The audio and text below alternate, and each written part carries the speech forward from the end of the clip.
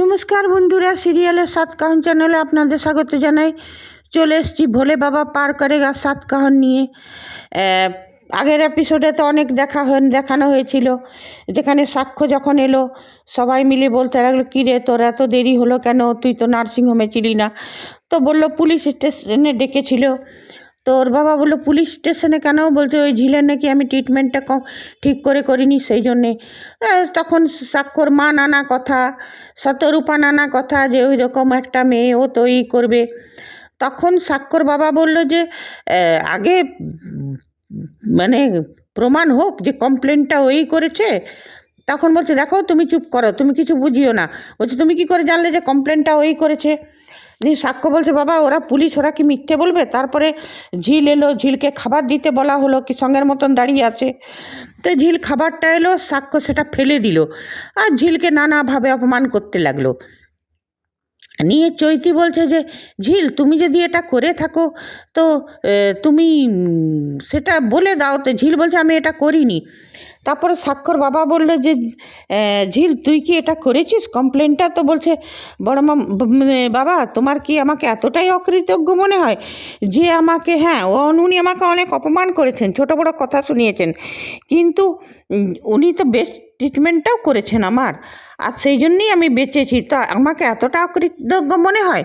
তুমিও আমাকে ভুল বুঝছো। তখন সাক্ষর বাবা বললো যে না আমি তোকে ভুল বুঝিনি, আমি একবার চেক করে নিচ্ছিলাম। হ্যাঁ, তা আমাকেও তো খুঁজে বার করতে হবে যে আসল কমপ্লেনটা কে করেছে, তুই তো করিসনি। তখন সাক্ষ্য বলছে বাবা প্লিজ, এটা পুলিশ স্টেশন, ওইখানে এমনি। তখন ঝিল বলল যে দেখো আমি এখানে সঙ্গের মতন দাঁড়িয়ে আছি জেনে নিয়ে। হ্যাঁ, তারপর আমাকে সবাই বললো সঙ্গের মতন দাঁড়িয়ে আছে তো তোমাকে আমি খাবার দিতে এলাম, তুমি খাবারটা ফেলে দিলে, এবার ওই খাবারটা তোমাকে উঠাতে হবে, তুমি নিজে উঠাও, কে উঠাবে? তখন চৈতি বলছে যে দেখো ঝিল, তুমি এইখানে তুমি কি সবার উপর নাকি? তুমি কি সবার মাথার উপর ছড়ি ঘুরাবে? 2 দিন এসছো, তার মধ্যে কি তুমি নিজেকে এই ঘরের গার্জেন সর্বেসর্বা ভাবছো? তখন ঝিল ওকে বললো যে আমি তো 2 দিন এসছি, তুমি 4 দিন এসছো, আমাদের যাবার বেশি ডিফারেন্স, তারপরেও তুমি আমাদের স্বামী স্ত্রীর মাঝখানে ঢুকে পড়ো। হ্যাঁ, আমাকে তুমি ছোট বড় কথা শোনাও, তুমি কোন অধিকারে আমাকে এত কথা শোনাও? এদিকে সাক্ষ্য তো ঝিলকে অপমান করেই যাচ্ছে। ঝিল বলছে দেখো এটা আমি করিনি। বলছে ঝিল তুমি মিথ্যে কথা বলছো। তখন ঝিল বলছে আমি ভেবেছিলাম যে তুমি আমাকে সত্যি কথাটা তুমি আমাকে ভুল বুঝবে না, কিন্তু এখন দেখছি ভুল, তুমি আমাকে অনেক ভুল বুঝছো। আর তুমি আমাকে জিজ্ঞেস করতে, কিন্তু তুমি সে না করে তুমি লোকের কথাই শুনছো। বলছে ওরা লোক নয়, ওরা পুলিশ, ওরা যা বলছে সত্যি। আর তারপরে জয়তী বলে উঠছে দেখলি তো সাক্ষ্য, বিয়ের সময় রাতে যে তুই আমার সাথে যেটা করেছিলি তারই বলতে বাধ্য হচ্ছি, তারই ফল ভোগ করতে হচ্ছে তোকে। দেখ আগে আরও কত কি করতে হয়। তখন ওর মা বলছে তাই, মানে ওরাও চৈতির সায় দিচ্ছে। তারপর শতরূপা বলছে অমনি বলো না। আর সুবলা যে আছে সেও কিন্তু ঝিলের হয়েই বলল যে দাদাবাবু লোকের কথা শুনে আপনি খাবারটাকে ফেলে দিলেন, খাবারের তো কোনো দোষ নেই, আর ঝিল তো কোনো দোষ করেনি। আপনি তখন বলছে সুবলা তুমি চুপ করে থাকো, এগুলো তোমাদের জন্যে রোজকার ব্যাপার, কিন্তু আমাদের কাছে এটা অনেক, মানে নানাভাবে ঝিলকে অপমান করতে লাগলো। নিয়ে তারপরে বলতে লাগলো যে দেখো আমি তখন বলছে এই বাড়িতে এসছি, সে তুমি নিয়ে এসছো তাই। হ্যাঁ, সাক্ষ্য ওকে বললো যে যদি এটা সত্যি প্রমাণ হয়ে যায়, যদি কিছু হয় এই বাড়িতে তোমার জায়গা হবে না। তখন ঝিল বললো আমি কি তোমার কাছে এই বাড়িতে জায়গা চেয়েছি? আমি তো এই বাড়িতে তোমার জায়গা চাইনি। মনে করে দেখো তুমি আমাকে এই বাড়িতে নিয়ে এসছো, তুমি তোমার বান্ধবীকে বলেছো যে তুমি জবরদস্তি আমাকে এই বাড়িতে নিয়ে এসছো। হ্যাঁ, তো তুমি আমাকে এই বাড়িতে নিয়ে এসছো তাই আমি এই বাড়িতে আছি, না হলে আমার এই বাড়িতে থাকার কোনো আমি কি জানি না পরিস্থিতিটা, যাই হোক তুমি যদি বলো আমি এই বাড়ি থেকে চলে যাব। হ্যাঁ, তখন বলছে যে তা নিয়ে বলছে আজকে যে ভুলটা করলে এরপর যদি সত্যিটা সামনে আসে, তুমি আমার কাছে ক্ষমা চাইতে এলেও আমি সেই দিন তোমাকে ক্ষমা করতে পারবো না। হ্যাঁ, মানুষের ক্ষমা করারও একটা শেষ আছে। এই সব ঘটনাই হলো, মানে এই যে সিনগুলো আমরা আগেও দেখেছি, আগের সিরিয়ালে দেখেছি, সেইটাই রিপিট হলো। আমরা ভুলিনি, দর্শকরা হয়তো এলজি লিখে ভুলে গেছে, একদম কুসুমদোলার একদম ডুপ্লিকেট সিন। সে যাই হোক, তারপরে দেখা যাচ্ছে আজকের এপিসোডে দেখা গেল যে সাক্ষ্য বসে আছে নিজের কেবিনে, আর সেই সময় পুলিশ অফিসার এলো, এসে নিয়ে বললো যে সাক্ষ্য তো নিজেই বলতে শুরু, রীনা গাঙ্গুলির সিরিয়ালেতে এটাই দেখা যায় যে অন্যকে বলার সুযোগ না দিয়ে নিজেই আজে বাজে কথা বলতে, যেমন সাক্ষ্য আজকে যেটা করলো। হ্যাঁ, আমি জানি আমার স্ত্রী অভিযোগ করেছিল, তো আপনি কোথায় নিয়ে যাবেন আমাকে, চলুন থানাতে নিয়ে যাবেন না জেলে নিয়ে যাবেন, যে এইসব বলতে লাগলো। তখন বললো যে দেখুন, এই অভিযোগটা কিন্তু আপনার স্ত্রী করেনি। হ্যাঁ, আপনার স্ত্রী থানায় এসেছিলেন। বলছে হ্যাঁ আমি জানি, যাতে আমার শাস্তিটা কিভাবে তাড়াতাড়ি হয় সেই বলতে এসেছিল। মানে আগে ভাগেই এরা কথা বলে। পুলিশ অফিসার বলছে না, সেটা বলতে আসেননি। উনি বললেন যে উনি এই কমপ্লেনটা করেইনি কখনো, আর উনি সত্যি কথা বলছেন। তো বলছে দেখান তো খাতাটা, কমপ্লেনটা কে করেছে। ওনার বলছে হ্যাঁ একজনা ওনার হয়ে এক মহিলা এসে কমপ্লেনটা করেছিল।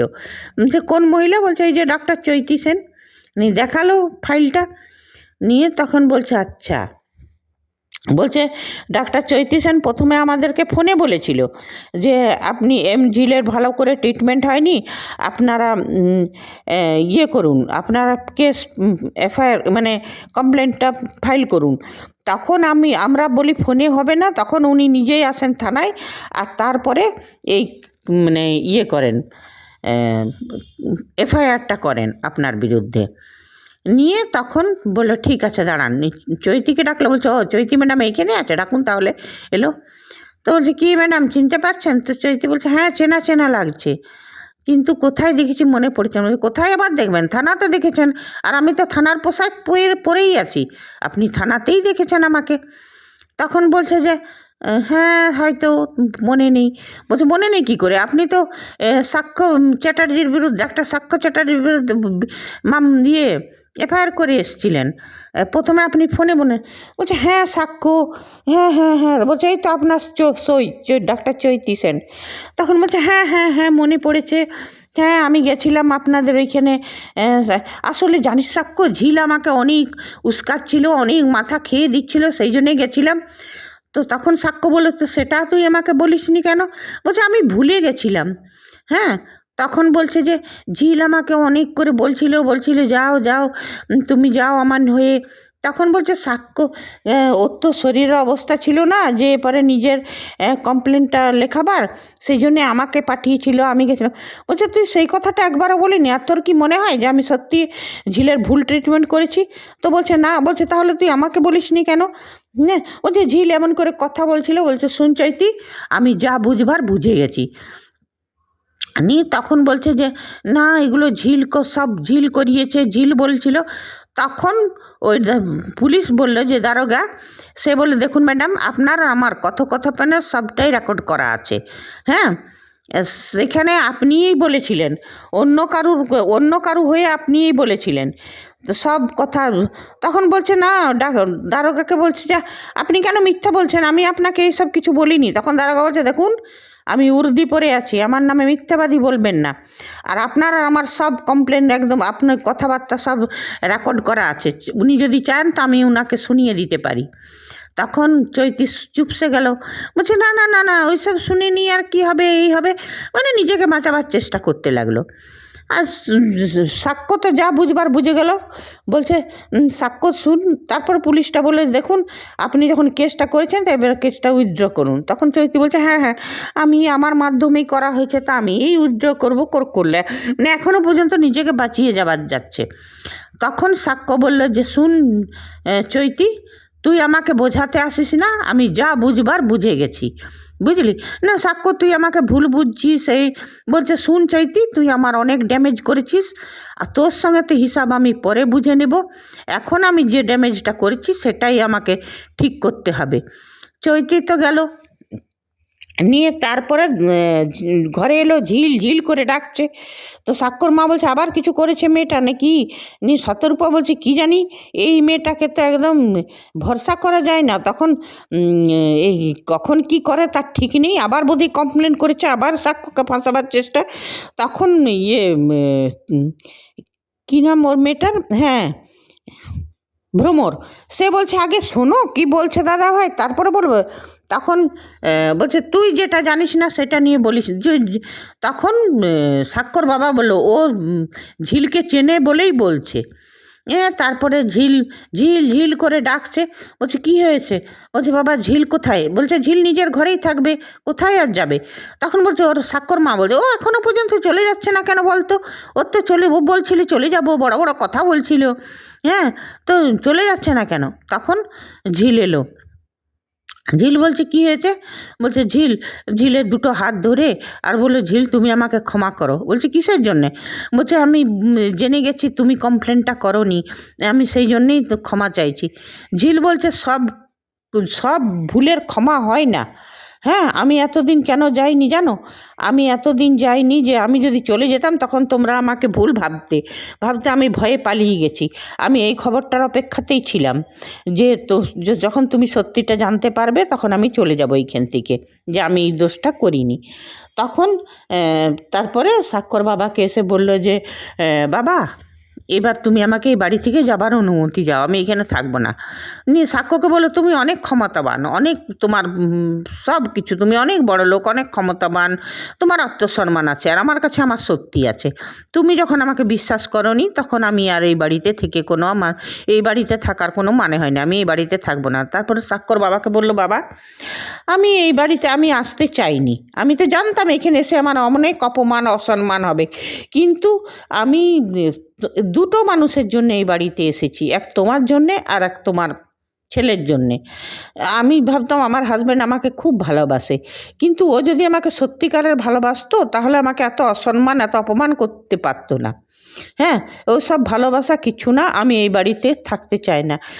ঝিলের সাক্ষর বাবা বুঝাচ্ছে ঝিল মা দেখ তুই ক্ষমা করে দে। তখন বলছে না বাবা সব অপমানের ক্ষমা হয় না, আমি এখানে থাকবো না। আর এদিকে সাক্ষর মা বলছে যে এমন কি হলো যে তুমি একদম গলে জল হয়ে গেলে এর উপরে, হ্যাঁ কি এমন হয়েছে? সাক্ষর বাবা বলছে এই তুমি চুপ করো তো, সে তো হলো সিরিয়ালের কথা। এইবারে আমি বলি এই সিরিয়ালের প্রত্যেকটা ডায়লগ প্রত্যেকটা সেট সাজানো একদম কুসুমদোলাকে মনে করিয়ে দিচ্ছে। কুসুমদোলাতে অবশ্য রূপকথাকে সবসময় উজ্জ্বল রেখেছিল। এইখানে একটা জিনিস ভালো যে চৈতির মুখোশটা সময়ে সময়ে খুলছে এলজি, এটা খুব ভালো হচ্ছে। এমনি হলে সিরিয়ালটা দেখতে ভালো লাগবে। আজকে যেটা হলো সিরিয়ালটা খুব ভালো।